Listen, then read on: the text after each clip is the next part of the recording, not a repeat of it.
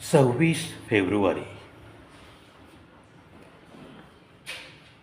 तसं पाहिलं ना तर एक महान कलाकार, एक महान गायक आजच्या दिवशी तुम्हा आम्हा सर्वांना एक प्रचंड मोठा असा गझलचा खजिना देऊन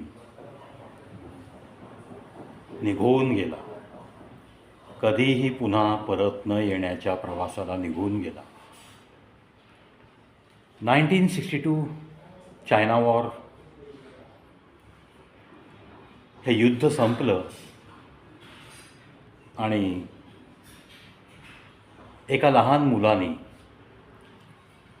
अय मेरे वतन के लोगो जे गाणं लता मंगेशकरजींनी अजरामर केलं, ते गाणं या एका मुलाने एका समारंभात गायलं आणि तेव्हाच त्याच्या गळ्यातली जादू लोकांच्या लक्षात आली. ज्या दिवशी हे गाणं गायलं त्या दिवशी त्या मुलाला प्रेक्षागारातून एका व्यक्तीने उत्स्फूर्तपणे 51 रुपये बक्षीस दिले. 1962-63चा काळ, 51 रुपये खूप आहेत मित्रांनो. तो छोटा मुलगा ज्याचा जन्म तेजपूरमध्ये झाला होता, गुजरात राज्य, Pankaj Udhas, the great ghazal singer.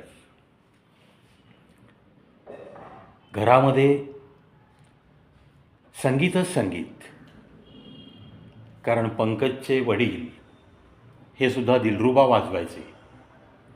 त्यामुळं घरामध्ये संगीत आणि मग संगीत साधना करण्यासाठी परवानगीची आवश्यकताच नाही हो. पंकज उधास यांचे दोन्ही बंधू, त्यापैकी मनहर उदास हे आपल्याला माहिती आहेत आणि तिसरे बंधू निर्मल उदास. म्हणजे हे 3 भाऊ, निर्मल, मनहर आणि पंकज. मग पंकज उधास यांना गुजरातहून मुंबईत आले आणि नशीब आजमावण्यासाठी चला बॉलिवूडमध्ये आपण प्लेबॅक सिंगिंग काय जमतं का बघूया, असं म्हणून एक चित्रपट त्यांना मिळाला सुद्धा. परंतु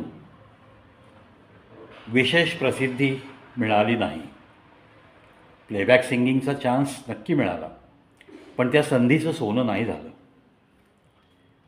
मग मनाला थोडंसं नैराश्य आलं. किशोर कुमारांच्या बाबतीत हेच घडलं होतं.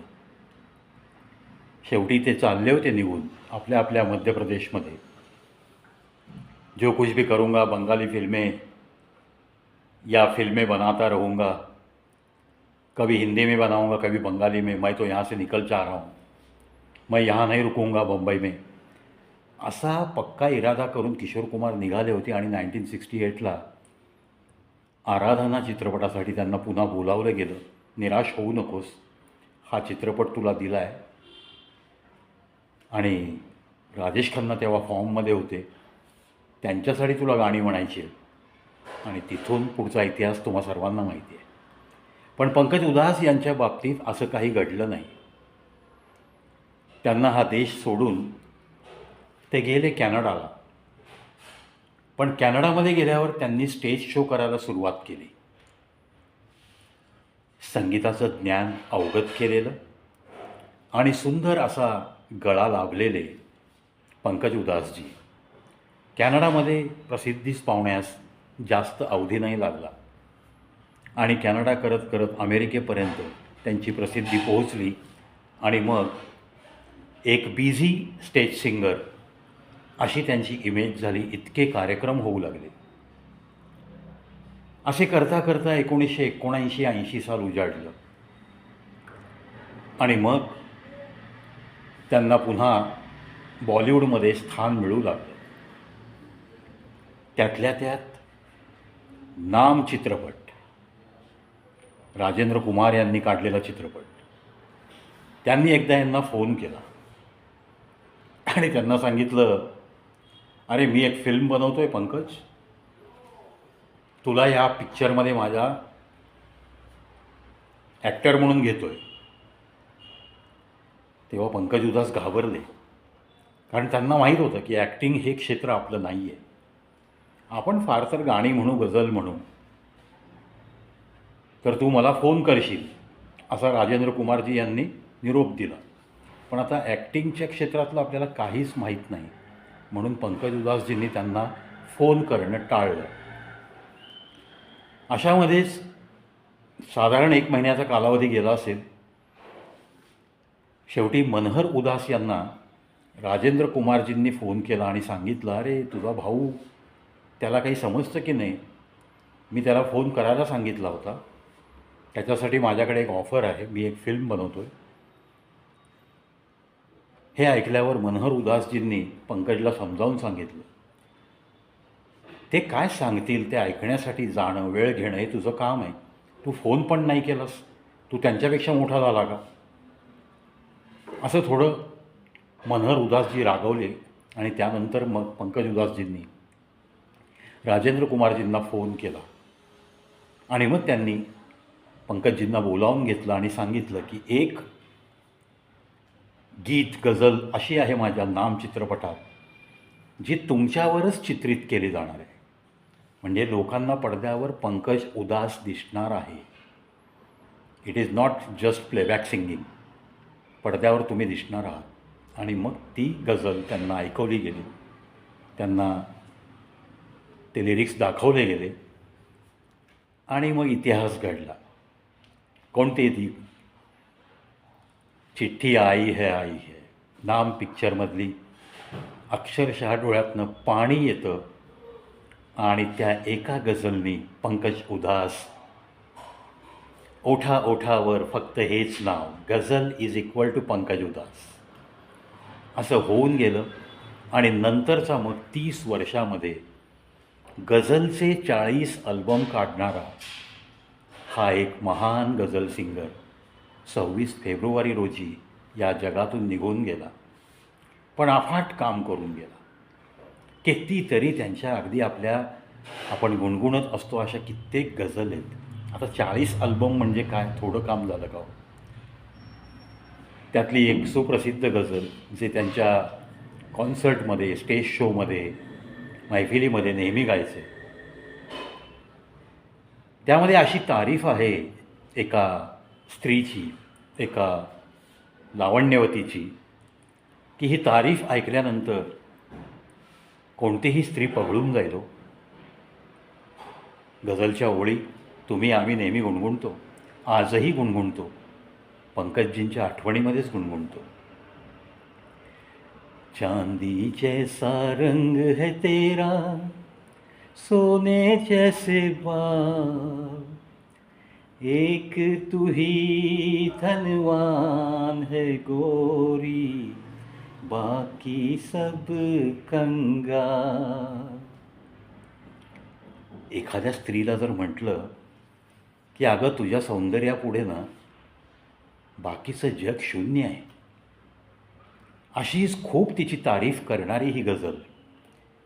सुंदर ओळी, सुंदर मतितार्थ, सुंदर भाव या गझलेमध्ये.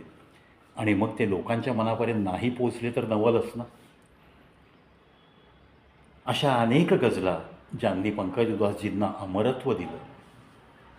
फिजिकली ते नाही आहेत आज, पण त्यांनी करून ठेवलेलं काम, त्यांनी गायलेल्या गझल ह्या तुम्ही आम्ही श्वासात श्वास आहे तोपर्यंत गुणगुणत राहणारच.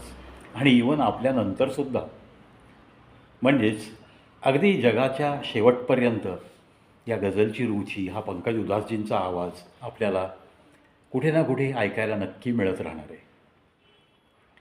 शराब हा विषय तसा पाहिला तर नाजूक विषय.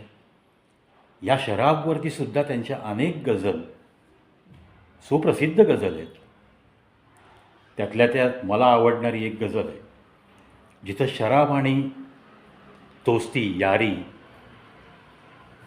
हे किती समान असतं असं सांगणारी ही गझल आहे. त्यामुळं I will dedicate all these lines to all my classmates.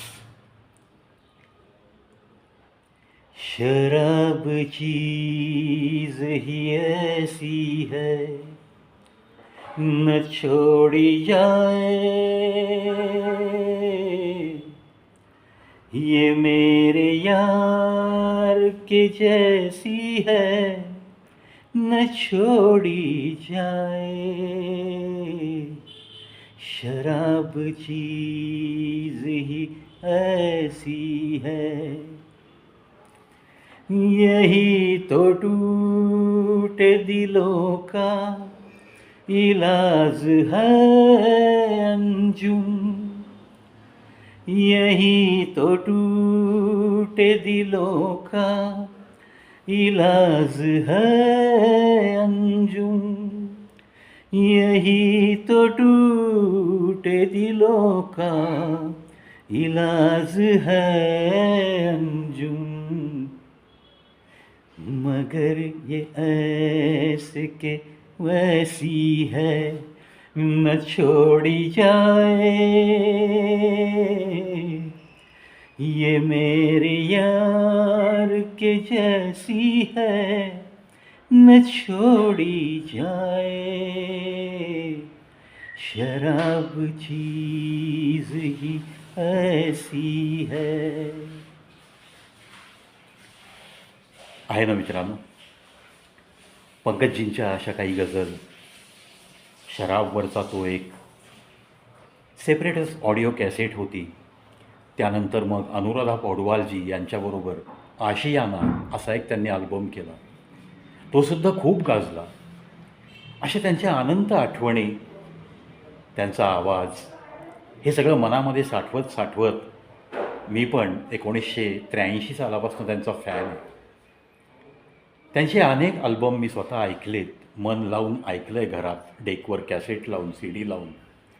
त्यामुळं पंकजजींचा आवाज अगदी मनामध्ये बसून राहिलेला आहे आणि तो निघणं कदापि शक्य नाही.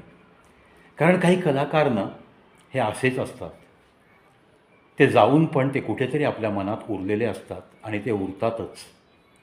महान कलाकारांची ही महानता जपत जपत, त्यांच्या या ठराविक तारखांना त्यांना आठवत, त्यांना श्रद्धासुमन अर्पित करतच आपण शेवटच्या श्वासापर्यंत एक कलाकार म्हणून जगायचं, हे तर आपलं ध्येय असतंच प्रत्येक कलाकाराचं. आणि म्हणूनच आज त्यांच्या आठवणीत हा एक छोटासा व्हिडिओ बनवताना, त्यांना आठवताना तसं पाहिलं तर मन खिन्न झालं आहे की का बरं देव अशा महान कलाकारांना कमी आयुष्य का देतो. अर्थात कोणताही आपल्याला आवडणारा व्यक्ती हा खूप वर्ष आपल्यासोबत जगावा असंच वाटतं ना. मग त्यामध्ये आपले आईवडील आले, आपले भाऊ बहीण आले, आपली रक्ताची नाती आली, आणि त्यानंतर असे आपल्याला आवडणारे कलाकार आले. आपल्या नात्यामध्ये असलेली अशी अनंत चांगली चांगली माणसं, आपल्याला वाटतं ना, नाही अरे यांची साथ सुटली नाही पाहिजे. पण त्या नियतीपुढं ना कोणाचं काही चालत नाही. आणि म्हणूनच पंकजजी आज आपल्यात नाही आहेत, पण त्यांच्या अनंत अशा आठवणी तुमच्याशी शेअर करताना मला तर खूप आनंद वाटला. त्यातून मी विनंती करेन की नायाब हा जो त्यांचा अल्बम आहे, तो नक्की आजही तुम्ही यूट्यूबवर सर्च करा आणि त्यातल्या गझल ऐका. तो नायाब अल्बमसुद्धा मला खूप आवडला आहे. त्यातल्या त्यात दर्दी लोकांसाठी एक तरफ उसका घर और एक तरफ मैखाना, ही गझल नक्की ऐका, मन देऊन ऐका, तुम्ही तल्लीन होऊन जाल. त्या आवाजाची जादू आहे. आणि ही जादू मी जसं सांगितलं तुम्हाला 1962पासून चालू झाली. अय मेरे वतन के लोगो हे गाणं बालवयामध्ये त्यांनी गायलं आणि 51 रुपयाचं बक्षीस पटकावलं होतं. तिथपासूनचा हा प्रवास शेवटच्या श्वासापर्यंत एक कलाकाराचा प्रवास. खरोखर त्यांचा हा प्रवास अभ्यासण्यासारखा आहे. चलो पंकज उदासजी, we miss you a lot, इतकंच मी शेवटी म्हणेन आणि या व्हिडिओत इथंच थांबलो.